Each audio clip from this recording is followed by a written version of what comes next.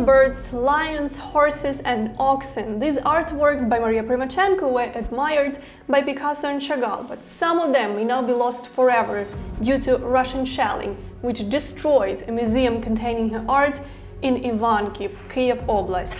So far, the Ministry of Culture and Information Policy documented over 1,600 cultural facilities damaged or destroyed by Russian forces, and there are likely even more. My name is Natalia Chekutun, and I'm here to show you some of them.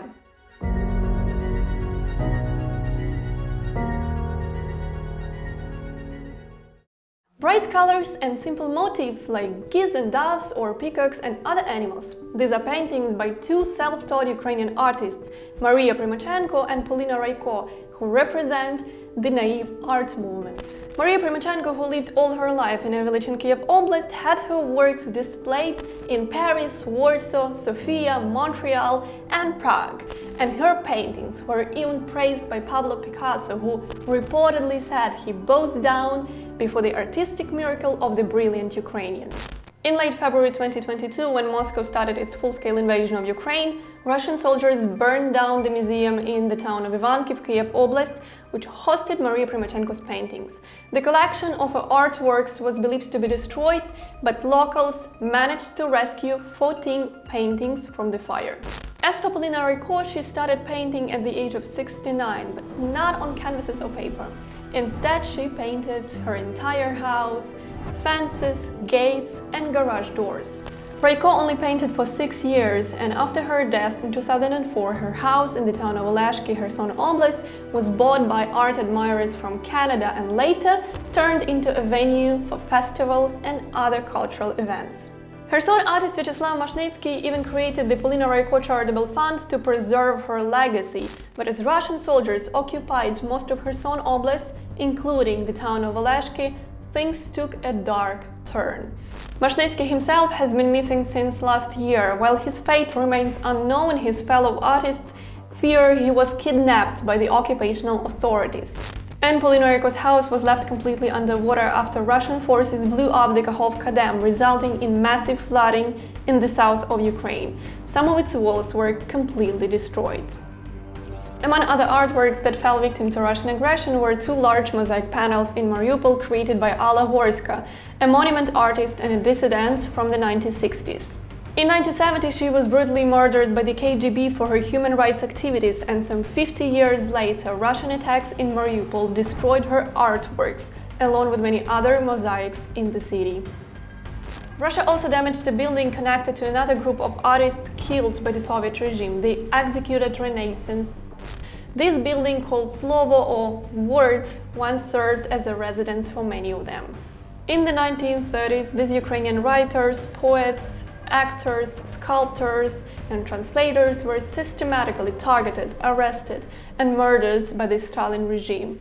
And last year, this place, which still serves as a residential building, was badly damaged in a Russian strike.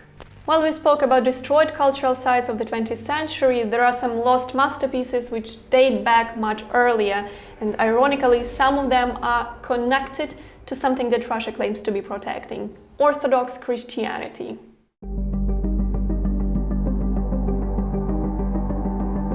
Russia often portrays itself as a bastion of orthodoxy and traditional values, yet it didn't prevent it from damaging, destroying or looting almost 500 religious sites in Ukraine, according to the Institute for Religious Freedom. This also includes the churches affiliated with the Russian-controlled Ukrainian Orthodox Church of the Moscow Patriarchate. Among them is the Svyatohirsk Dormition Lavra in Donetsk Oblast, which dates back to at least the 16th century. But some historians actually believe that the first Christian settlements appeared there long before the Christianization of Kievan Rus. Last year, as Russia's full-scale invasion arrived in Svyatohirsk, hundreds of civilians sheltered in the Lavra. This didn't stop Russia from striking the monastery. On May 30th, 2022, Russian forces shelled the Svyatohirsk Lavra, killing 2 monks and a nun and wounding several priests. After multiple attacks, they damaged some of its premises and destroyed the St. George Hermitage at the Lavra. Other religious sites destroyed by Russian soldiers include a church in the village of Yazivka, Zhytomyr Oblast, a chapel in the village of Kyselivka, Mykolaiv Oblast, and a church in the village of Zavorochi, Kyiv Oblast. They were built in the 19th century and survived both world wars. But the greatest damage that Russia is causing to Ukraine's culture is not to its buildings or paintings, but to its people. Let's get to know some of them.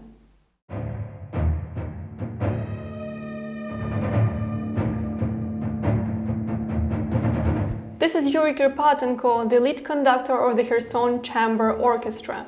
He stayed in the city during the Russian occupation and often spoke out on his Facebook page, even calling Russia a concentration camp. Despite this, the occupation authorities ordered him to conduct a concert to celebrate the International Music Day on October 1st.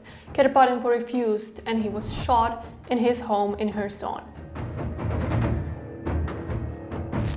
Russian soldiers also broke into the house of Yevhen Bal, a writer and a journalist from a village near Mariupol. In March of last year, they allegedly found pictures of him with the Ukrainian military. They then kidnapped him from his home. The 78-year-old writer died after being tortured for 3 days, according to the Ukrainian Union of Journalists. And here's Luibov Panchenko, a visual artist and a fashion designer of the 1960s. Despite censorship of Soviet times, Panchenko added folk motifs to her drawings, collages, and clothes. She also spoke Ukrainian in defiance of the Soviet Russification. For this, she was repressed as an artist. She never had her own exhibitions until the collapse of the Soviet Union. As Russia began its full-scale invasion, the 84-year-old artist spent a month under Russian occupation in her hometown of Bucha, Kyiv Oblast. She was completely isolated in occupation, suffering from starvation as she shared the little food she had with her dog. Panchenko eventually died shortly after the liberation of Bucha. Many other artists were forced to take up arms to defend Ukraine, like ballet dancer Vadim Lukyanets and Rostislav Yanchishin, artist Artem Azarov, and film set designer Volodymyr Chorny. All of them were killed in action.